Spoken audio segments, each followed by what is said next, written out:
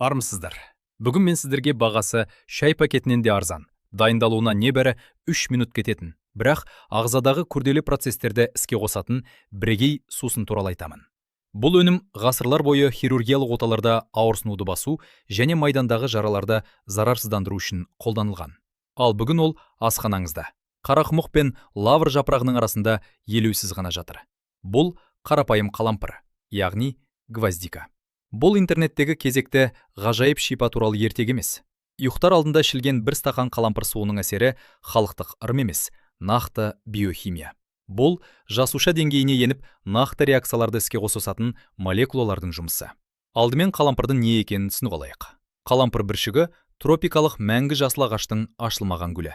Бұл ағаш 12 метр биіктікке дейін өседі, ал оның өнімі жылына 2 рет тек қолмен жиналады. Бүршіктер гүл ашылмай тұрып жылынуы тиіс. Себебі гүл ашылған сәтте оның бойындағы ең құнды заттардың жартысы өз пайдасын жоғалтады. Сондықтан сіздің асханаңыздағы пакетте жатқан әрбір бүршік бұл табиғаттың өзі мөрлеп тастаған биологиялық белсенді заттардың нағыз контейнері. Әрбір кішкентай бүршікте 15%-дан 22%-ға дейін эфир майы болады. Яғни қалампыр жай ғана дәмдеуші емес. Бұл нағыз табиғи концентрат. Оның ең басты құпиясы эвгенол. Эвгенол бір мезгілде 4 түрлі бағытта жұмыс істейді. Антиоксидант ретінде жасушаларды қартаюдан қорғайды. Қабынуға қарсы құрал ретінде ішкі қабынуларды басады. Антисептик ретінде зиянды бактериялар мен микробтарды жояды. Анальгетик ретінде ауырсынуды басады. 100 жылдан астам уақыт бойы әлем стоматологтары эвгенолды ауырсынуды басу және зарарсыздандыру үшін қолданып келеді. Егер тіс емдетіп жатқанда аузыңыздан өзіндік бір татымды дәм сезсеңіз, біліңіз, бұл дәл сол қалампырдан алынған эвгенолдың иісі. Адам ағзасында бос радикалдар, яғни электроны жетіспейтін молекулалар болады. Олар жақын тұрған сау жасушадан электронды тартып алып, жасуша зақымдайды. Зақымданған жасуша көршісін зақымдайды. Бұл тізбек реакция деп аталады.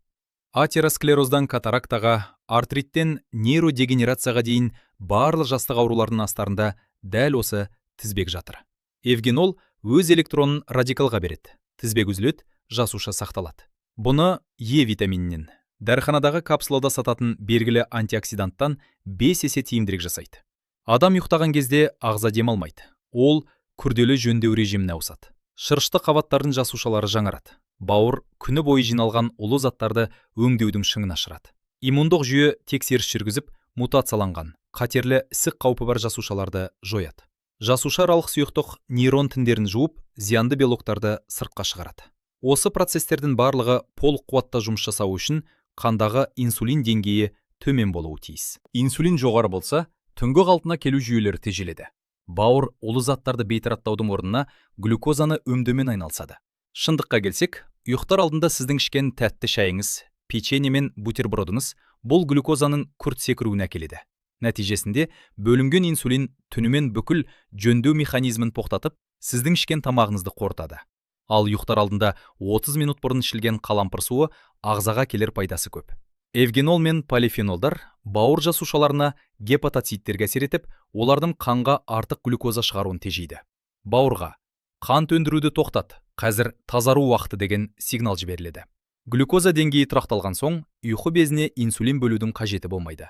Инсулин төмендегенде ғана дене түнгі жөндеу регенерация режиміне толық көшеді. Қалампыр суы қанттың күрт түсіп кетуіне жол бермейді. Егер түнде қант тым қатты түсіп кетсе, бүйрекүсті бездері кортизол бөліп, сізді түн ортасында оятып жіберетін еді. Қалампыр осы секірулерді жояды. Бауыр 60-70%-ға дейін зақымдалғанша ауырмайтын, үнсіз шыдайтын мүше. Бауырдың детоксикация шыңы түнгі сағат 1 мен 3 арасында болады. Егер осы уақытта қанда қалампырдың эвгенолы болса, бауыр жұмысын атқарып жатқанда бауыр қуатты қорғаныш алады. Асқазанның жойқын қышқылында тіршілік ететін ерекше бактерия бар. Ол өзін қорғайтын арнайы көпіршік жасап алып, жылдар бойы асқазан қабырғасын жейді. Қалампырдың эвгенол молекуласы сол бактерияның мембранасын бұзып, оны ішінен ыдыратады. Қалампыр асқазандағы қорғаныш шырышының бөлінуін ынталандырады. Бұл қышқыл мен асқазан қабырғасы арасында берік қозғалыс жасайды. Ауыз қуысы бүкіл денеге инфекция тарайтын басты қақпа. Тіс пен қызыл иектің астындағы бактериялар тек ауыз иісін ғана емес, жүйелік қабынуды тудырады. Ғалымдар тамырлардағы атеросклеротикалық бляшкаларынан дәл осы ауыз бактерияларын тапқан. Ұйықтар алдында қалампыр суын кішкене ішкенде эвгенол бактериялық биоқабықшаларды бұзады, қызыл ектің қабынуын басады. Түнде сілекей аз бөлінетіндіктен қалампыр суы сілекейдің антисептикалық қызметін атқарып, патогендік микробтардың көбеюіне жол бермейді. Көпшілік адамдар таңертеңгі буын қаттылығын шеміршектің тозуы немесе жасқа байланысты қалыпты жағдай деп түсінеді. Бірақ шеміршек тозуы себеп емес, салдар болып табылады. Негізгі себеп буын капсуласындағы созылмалы қабыну. Қалампыр жай ғана ауырсынуды баспайды, ол өртті сөндіреді. Иммундық жасушалардың өз шеміршегін жою туралы сигналдарын тежейді. Сонымен қатар қалампыр марганецтің ең бай көзі. Бір шай қасық қалампыр ұнтағында тәуліктік марганец қажеттілігінің 50%-дан астамы бар. Марганецсіз шеміршекпен сіңірдің негізі синтезі мүмкін емес. Қалампырда пайдалы заттарды сақтап қалу үшін мына қадамдарды орындау міндетті. Сапаны тексеру. 5 тұтас қалампыр бүршігін суға тастаңыз. Егер ол су түбіне батса, немесе басымен тік тұрса, майы сақталған, жақсы өнім. Егер бетінде көлденең жатса, майы ұшып кеткен, пайдасы аз. Бүршіктерді стақанға салып, үстіне 80-85%-ды ыстық су құйыңыз. Қайнап тұрған су эвгенол мен полифенолдарды жойып жібереді. Стақан бетін табақшамен жауып 5-7 минут күтіміз. Түсі алтын қоңыр болуы тиіс. Ұйықтар алдында 30-40 минут бұрын ұсақ ұрттармен ішіңіз. Бұл эвгенолдың ауыз қуысындағы бактерияларды жоюына мүмкіндік береді. Екінші нұсқасында 5-6 қалампыр бүршігін бөлме температурасындағы суға салып 8-10 сағатқа түнге қалдырыңыз. Таңертең аш қарынға ішіңіз. Бұл метаболизмді іске қосуға көмектеседі.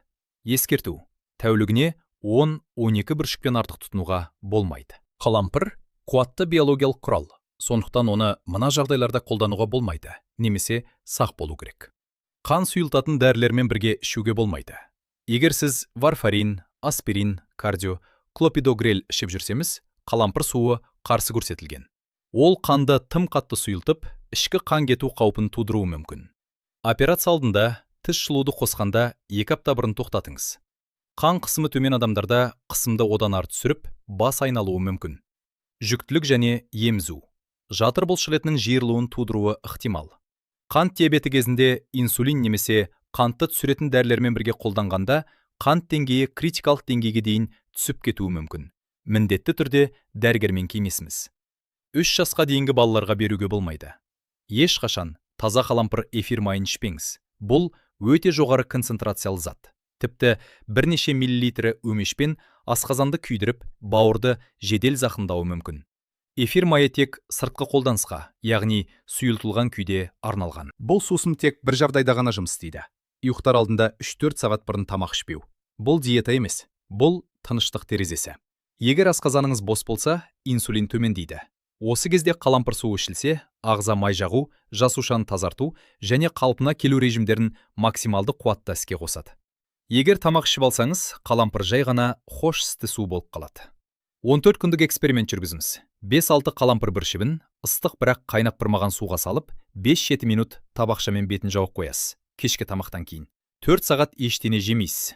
Ұйықтар алдында 30 минут бұрын осы сусынды ішесіз. 2 аптадан кейін таңертеңгі буын ауруының азаяды, ұйқы нормаға келеді, ісінудің қайтқанын және асқазанның жайлылығын сезесіз. Түн соғыс уақыты емес, қалпына келу уақыты болуы тиіс. Қалампыр бұл табиғаттың бізге берген арзан әрі тиімді сыйы. Оны дұрыс пайдалансаңыз, ұйқыңыз тыныш болып, ағзаңыз түнде сапалы қалпына келеді. Дәрігер Мирас каналына жазылыңыз, лайк басыңыздар. Сау болыңыздар.